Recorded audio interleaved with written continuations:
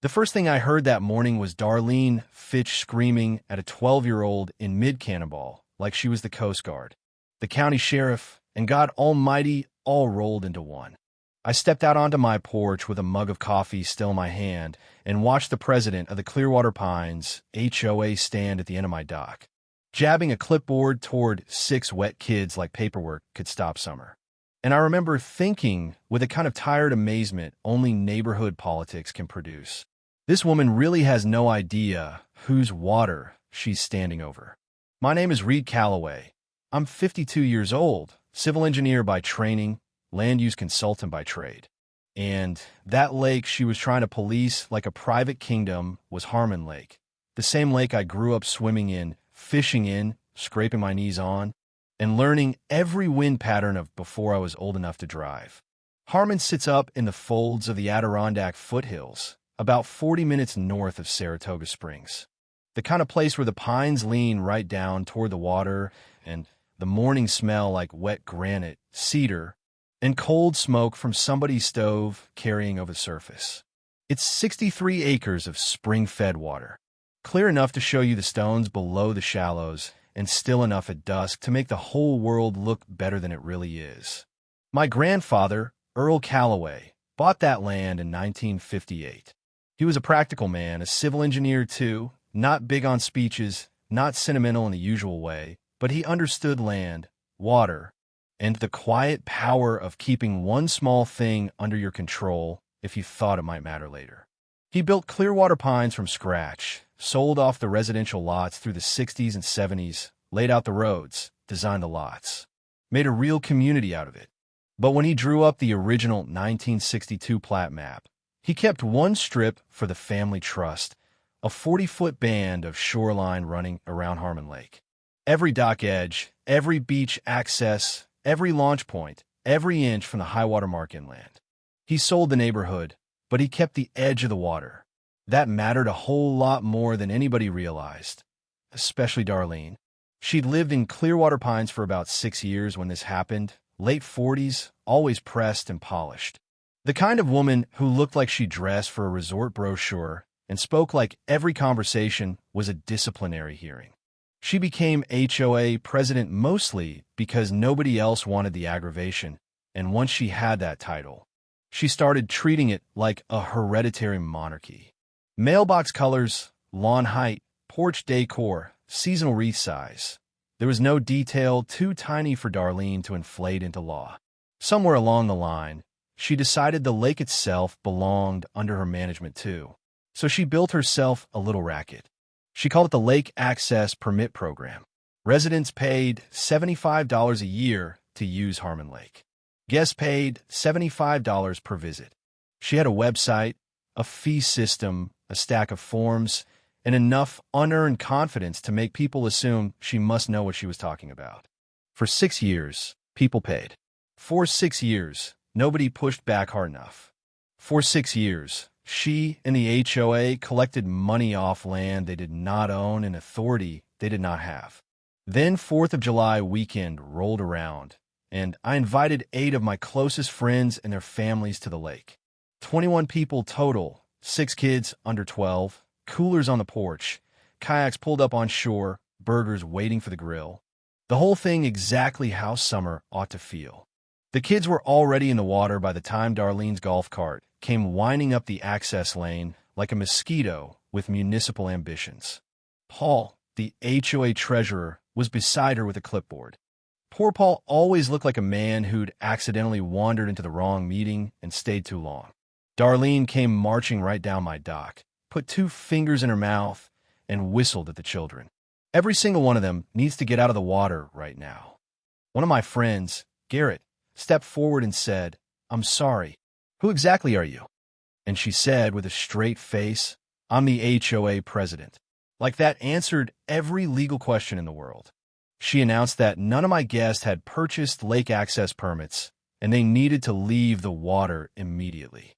I walked down the dock, kept my voice level, and asked her to show me the rule.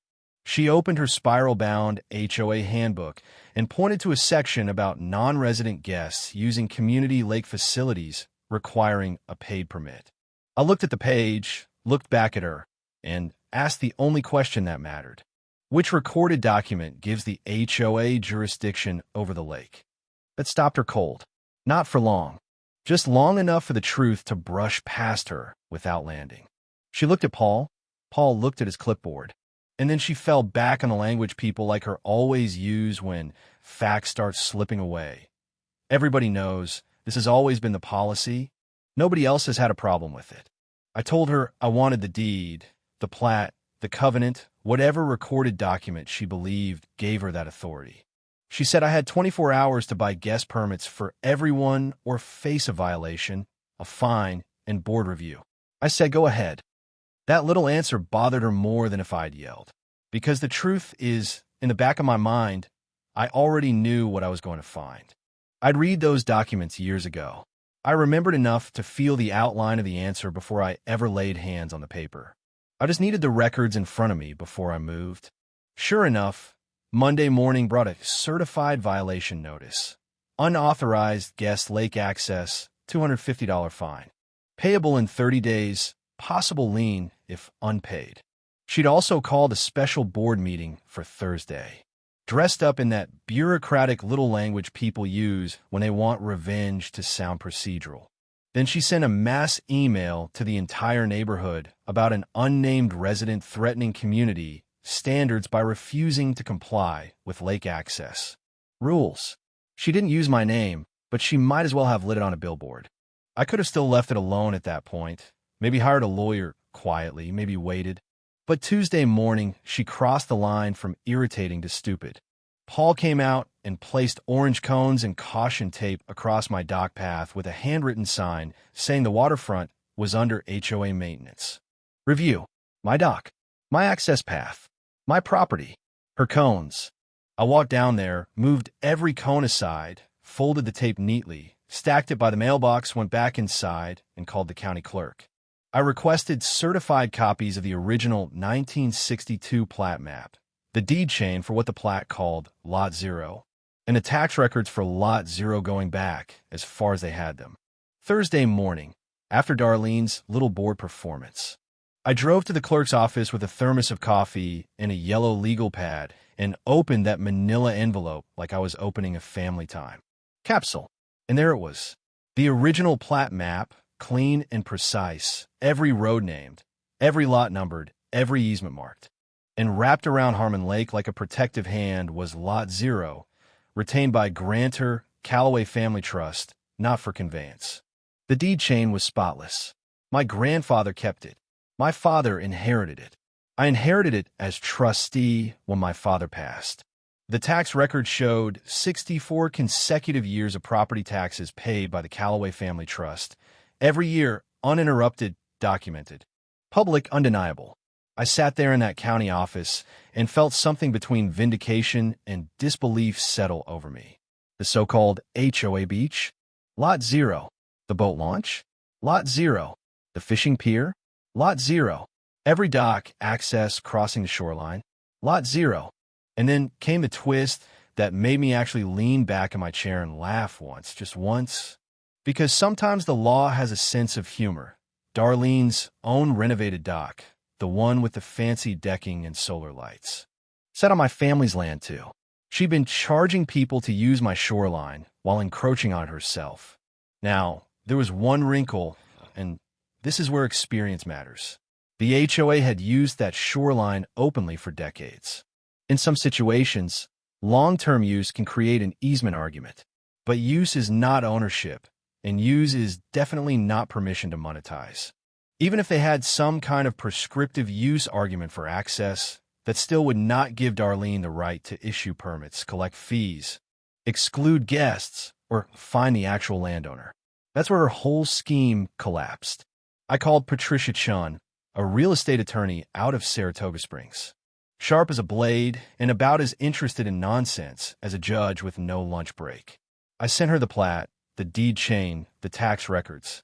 She called me back the next morning and told me the title was clean, the trust's ownership was solid, and the HOA was in very bad shape if they'd been collecting money under false authority. Then she found the line that turned a strong case into an almost embarrassing one.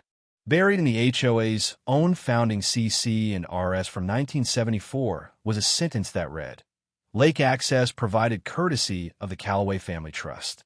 Courtesy. That one word wrecked every fantasy of ownership Darlene might have tried to build. No adversación. No hostile claim. No plausible confusión. Their own governing documents acknowledged my family's ownership and the community's use as permission, not right. You know what I mean? The answer had been sitting in her own paperwork for half a century, and she'd never bothered to read it closely enough to save herself. From there, I did not go scorched earth on the neighbors because they weren't my problem. Darlene was.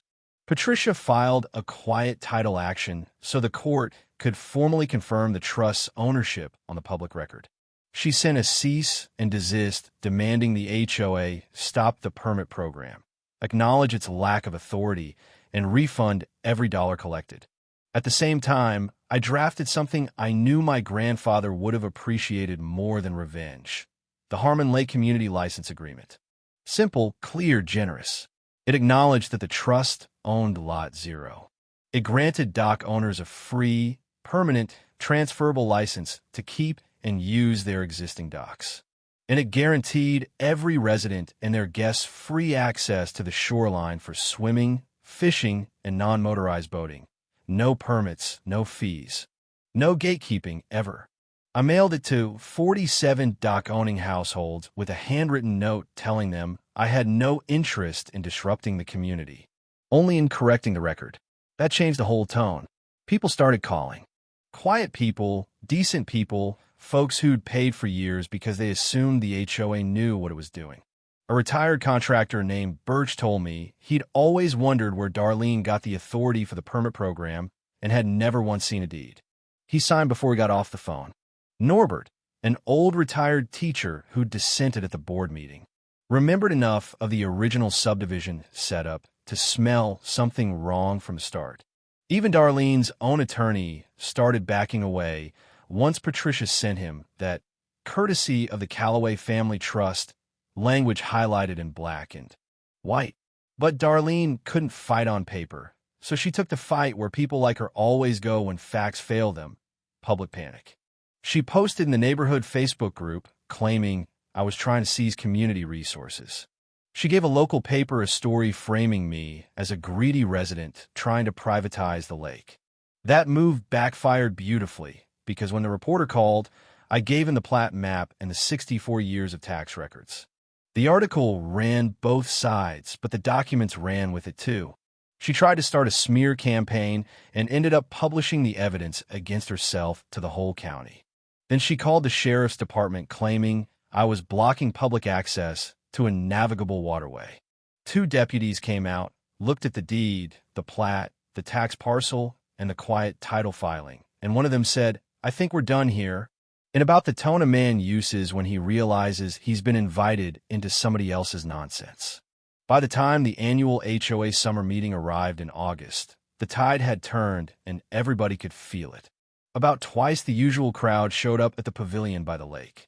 The water was pewter gray in the evening light, the air warm, the pines humming with insects. Darlene had arranged the front table like she was preparing for a summit. I showed up with Patricia, the surveyor, a large format print of the 1962 plat map rolled under my arm, and a cardboard box full of packets. Norbert stood up first during open comment and asked the board, for the record, which deed gave the HOA authority over the shoreline. Darlene tried quoting the handbook again. Norbert said he hadn't asked about the handbook. He'd asked about the recorded deed. That room got very quiet. Patricia walked to the front, unrolled the plat map across the folding table, and in about 4 minutes dismantled 6 years of bluffing. Lot 0, retained by grantor. Clean deed chain. 64 years of taxes. The CCNR language acknowledging lake access by courtesy of the trust. No flourish, no drama, just documentation. Then I opened the box. I'd made packets for everyone: plat summary, deed summary, tax history, cease and desist summary, and, on top, the Harmon Lake Community Charter. I told them the HOA had collected over $34,000 in permit fees without legal authority, and that money needed to go back. Darlene called it a hostile takeover. Patricia invited the HOA's attorney to produce any document supporting the HOA's claim. He looked at the floor and said nothing. Then I said the part one actually cared about. I'm not here to take anything from anyone. The last page in that packet gives every resident and every guest free permanent access to this shoreline. No permits, no fees, no exceptions, forever. And then I added one more thing. The Callaway Trust would donate $25,000 for annual water quality testing and a junior sailing program for the community kids. For a second, nobody moved. Then someone started clapping. Then a lot of someones. That was the moment Darlene lost the room for good. 40 minutes later, the board voted to dissolve the permit program. Paul resigned a week later, probably out of equal parts shame and relief. Refunds went out to more than 300 households over the next several weeks. Darlene resigned as HOA president in a one-line email, put her house on the market 2 months later, and by spring she was gone. I never gloated. I really didn't. The shoreline looked the same as it always had once the paperwork got cleaned up. Pines at the edge, docks over still water. Kids jumping off platforms like summer was never going to end.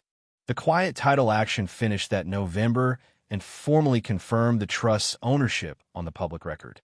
The junior sailing program launched in the fall, and watching my daughter Maya teach younger kids how to catch the wind on Harmon Lake felt a whole lot better than any revenge speech ever could.